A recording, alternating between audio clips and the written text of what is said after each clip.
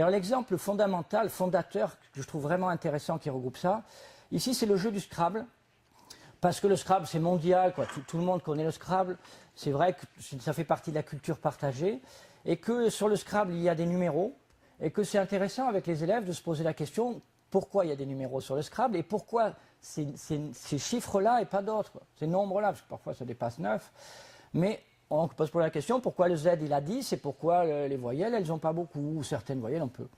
Et donc on peut faire du français avec les élèves. Et notamment, il vous en parlera tout à l'heure, c'est de parler de la fréquence. C'est-à-dire que, évidemment, que les lettres qui sont très fréquentes dans les mots, au final, on va leur mettre moins de poids que les autres, parce qu'elles sont plus dures à placer. Donc, il y a une justification à ça.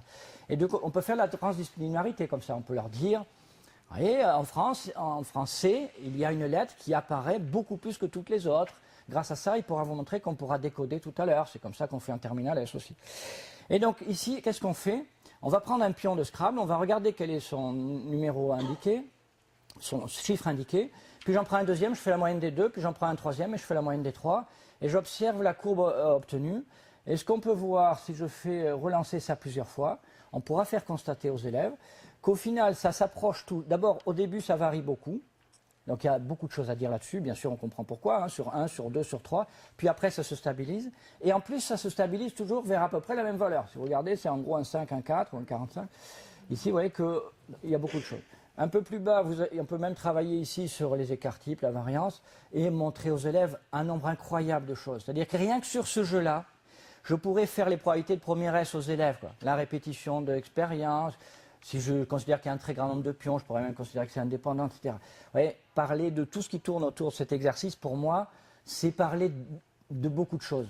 Après, bien sûr qu'on peut se poser quelle trace de cours je vais laisser, c'est important. Je ne dis pas qu'il ne faut pas faire de cours, mais je dis que comme approche pour un élève, ça me paraît un exercice fondateur.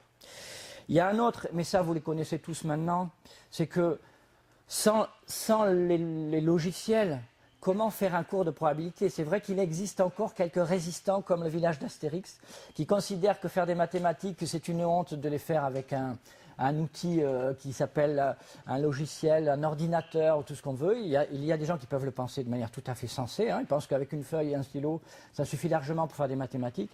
Par contre, si vous me demandez de faire le cours de terminale S de Probastat et que vous m'interdisez d'avoir un ordinateur, c'est sûr que là, je ne sais pas comment je fais. Franchement, je ne sais pas le faire. Et donc, je pense que les derniers résistants vont peut-être céder avec bonheur peut-être finalement, et accepter qu'il y a des outils quand même qui permettent à l'élève de comprendre beaucoup de choses.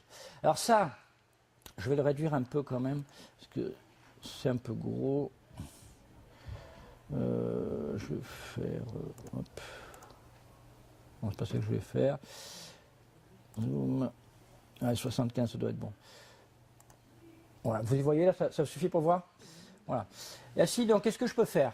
Je peux simuler ma loi binomiale, je peux changer la probabilité et je peux changer ici le nombre de répétitions. Et je peux montrer à l'élève que si j'en fais pas beaucoup de répétitions, eh ben, ça fait un truc qui n'est pas très remarquable. Que tant que j'ai pas atteint un certain seuil, ici si j'en fais 10, voilà, ça fait un truc qui n'a pas une forme que je pourrais qualifier.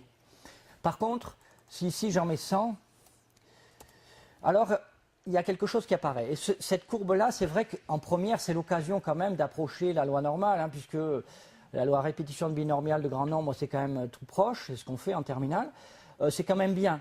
Et rien que sur ça, sur la lecture de ça, pour un élève, c'est difficile. Il ne comprend pas ce qu'il y a en bas, il ne comprend pas trop ce qu'il y a en haut, il ne comprend pas pourquoi ça part à droite quand on change, et il ne comprend pas pourquoi si je change la probabilité, ça va changer, ça va déplacer la courbe. Ici, si je mets 0,4 ici, non, c'est pas ça, 0,4. Voilà, qu'est-ce qui s'est passé? Donc parler avec l'élève de ça, c'est lui faire comprendre. Après, à la limite, il ne ferait pas tous les exercices, bon, on comprend bien, c'est autre chose. Mais comprendre ça, pour moi, c'est permettre à l'élève de se dire qu'il est intelligent, quoi. Un truc qui est difficile. Comprendre cette courbe est un truc super difficile. Et je trouve qu'on a les moyens d'avoir de l'aide pour que nos élèves comprennent ce qu'on fait. Donc évidemment, qu'on pourra dire quand P augmente, ça déplace vers la droite parce que j'ai plus de chances d'avoir un certain nombre de succès, etc.